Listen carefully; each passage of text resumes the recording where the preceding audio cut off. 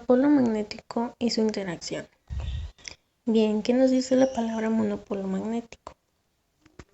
Monopolo viene siendo dos palabras, mono uno, y polo magnético, que sería bien asociarlo con un imán, un polo positivo, un polo negativo. Entonces, un solo polo magnético. Pero bueno, ¿qué es un monopolo magnético? Nosotros digamos que tenemos un imán. Si a este imán nosotros lo partimos por la mitad, sería sencillo creer que tenemos un polo negativo y un polo positivo. Sin embargo, esto no sucede. Nosotros al partir el imán, lo que tenemos es un imán más chiquito y otro imán más chiquito. Prácticamente tenemos dos imanes del mismo tamaño, pero pues los ambos con sus dos polos negativos y positivos.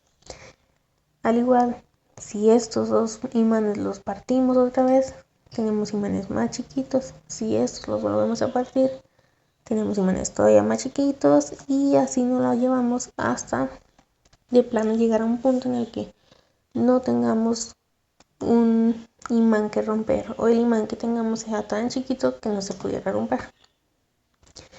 En este caso, un monopolo magnético se define como una partícula elemental hipotética constituida por un solo polo magnético. Como ya lo dijimos, tenemos un polo negativo o un polo positivo. Sin embargo, no son los dos al mismo tiempo. Son un polo negativo o polo positivo por separado. La existencia de los monopolos magnéticos fue formulada por Paul Dirac en 1931, quien no aceptaba la aparente simetría que las ecuaciones de Maxwell presentaban. Paul Dirac llegó a la conclusión de que la existencia de los monopolos magnéticos explicaría la cuantización de la carga eléctrica. Es decir, nosotros sabemos que la carga eléctrica se cuantiza. Sin embargo, no sabemos el por qué se cuantiza. Es decir, al decir cuantizar, nos referimos a que la carga aumenta de manera discreta, siendo el mínimo valor el valor del electrón. Pero pues bueno, Paul decía que con la existencia de monopolos magnéticos, nosotros podemos llegar a explicar por qué sucede esto. La forma en la que se nos hace más fácil entender un monopolo magnético sería verlo a través de un solenoide. Un solenoide, como nosotros ya sabemos, es un cable conductor por el que circula corriente eléctrica y el cual está enrollado. En la forma de verlo de Dirac, tenemos el solenoide negativo y su polo positivo. Por uno entra y por otro sale en la carga. Sin embargo, esta está dando vueltas sobre sí mismo, creando un campo magnético, como lo hace un imán. Sin embargo, digamos que nosotros tenemos la punta del solenoide en la mano y este se extiende hasta el infinito. Es decir, si se extiende hasta el infinito, nosotros no alcanzaríamos a percibir dónde está la otra punta. Por lo tanto, nosotros lo que veríamos sería esto. Solo las dos puntas, dependiendo de cuál punta estemos viendo, si entran o salen las cargas. Es decir, nosotros tendríamos la carga negativa en la que entran los y la carga positiva en la que salen. Pero pues al estar separados, serían solo estas cargas, cada quien por su parte. Llegamos a las ecuaciones de Maxwell. Las cuatro ecuaciones de Maxwell, en la existencia de monopolos magnéticos, estas prácticamente se reducirían a solo una ecuación. Y todas cambiarían, sobre todo esta. Si analizamos esta ecuación, nos dice que las líneas del campo magnético se cierran sobre sí mismas. Es decir, como ya lo vimos, en un imán, en un solenoide, las líneas de campo magnético están sobre sí. Están entrando por un polo y entran y salen por el otro. Así que están dando vueltas sobre sí mismas. Sin embargo, lo que Dirac encontró es que ya no vale a cero, sino que vale a cualquier otro valor distinto a cero.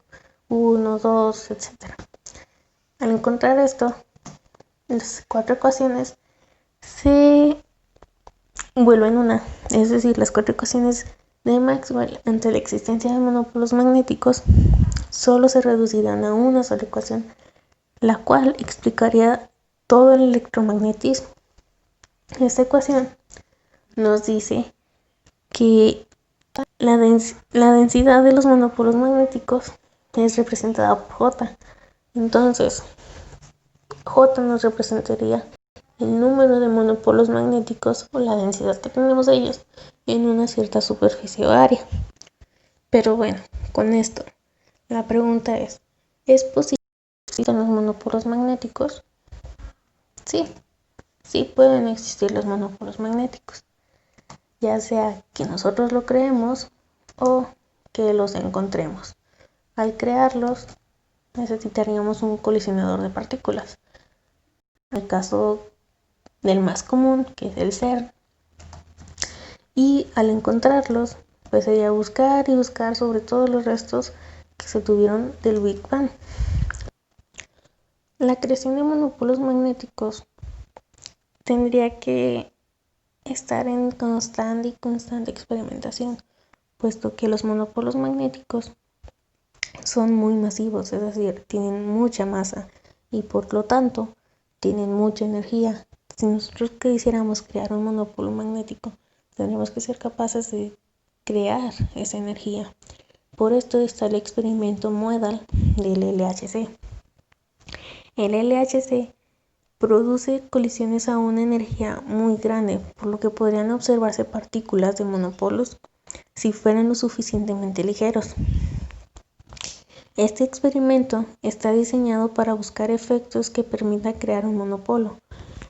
Estos efectos pueden ser la interacción de dos fotones de alta energía que podrían producir pares de monopolos norte y sur, o también pueden manifestarse por su carga magnética y su alto poder ionizante, que es de aproximadamente 4.700 veces mayor que el de los protones. Si nosotros llegáramos a poder crear esa energía, pudiera ser que existiera la posibilidad de que nosotros tengamos un monopolo magnético. De producirse alguno en algún acelerador, podría permanecer en reposo y no ser detectado. Incluso podrían unirse a otros núcleos y pasar desapercibidos.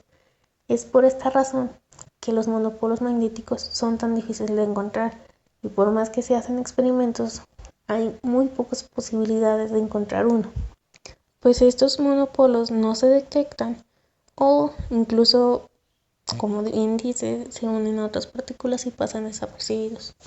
Solo hay un experimento hasta el momento en el que se ha detectado un monopolo magnético.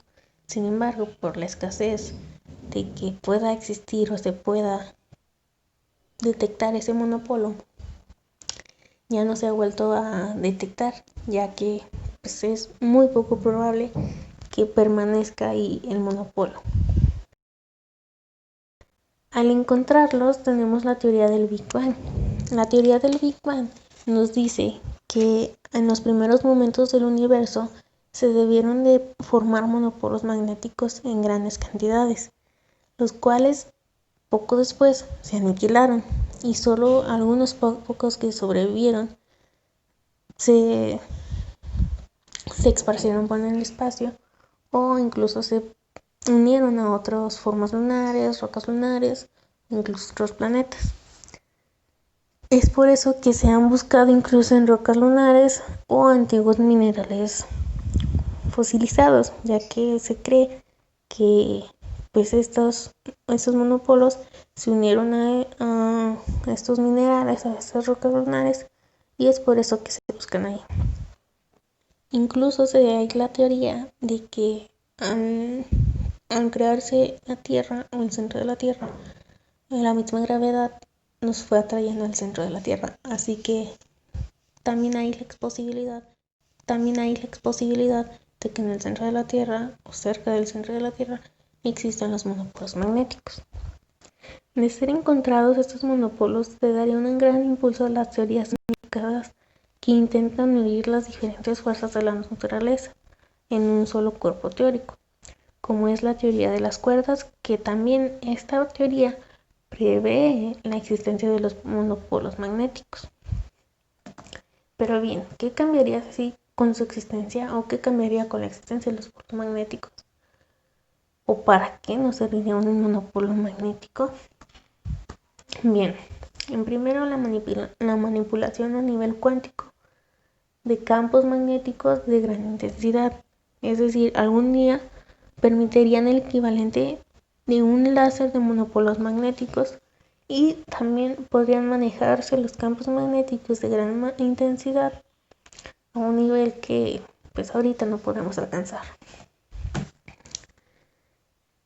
Explicar lo que son las cargas negativas y positivas y por qué tienen el mismo valor pero con signo contrario.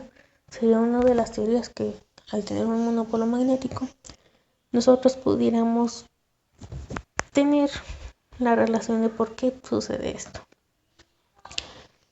La modificación de la teoría del universo.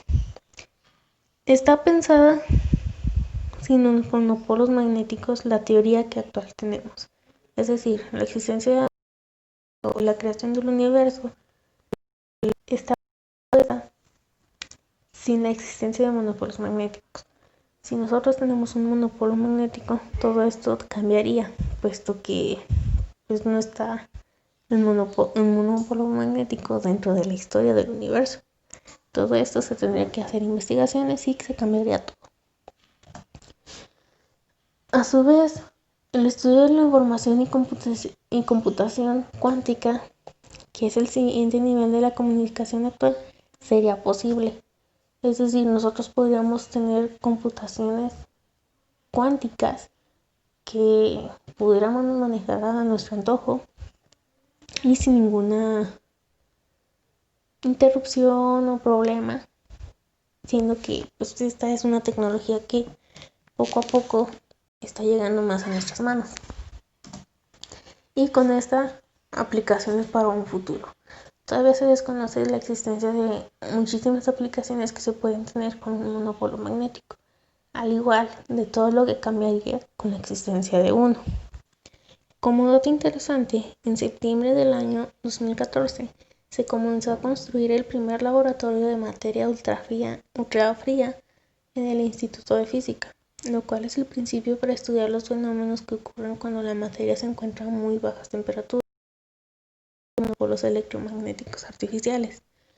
En México, hasta el momento solo existen 3 laboratorios de este tipo, los cuales están en el Laboratorio de Átomos Fríos del Instituto de Ciencias Nucleares, el de la Universidad Autónoma de San Luis Potosí y el Laboratorio del Centro Nacional de Meteorología de Querétaro. Estos 3 laboratorios son los únicos que hasta el momento México tiene y en los cuales si se tiene un monopolo magnético se podrían hacer un montón de cosas, experimentos, los cuales nos podrían ayudar a entender muchísimas más las cosas. Pero bueno, con todo esto, la única pregunta que pudiera quedar sería ¿qué más podríamos hacer con los monopolos magnéticos? ¿O a qué otro nivel podríamos llegar con los monopolos magnéticos? Sin embargo, esta pregunta no es posible contestarla hasta que ya tengamos uno, hasta que ya tengamos un monopolo magnético en nuestras manos y que ya podemos usar la tecnología para poder manipularlo a nuestro antojo.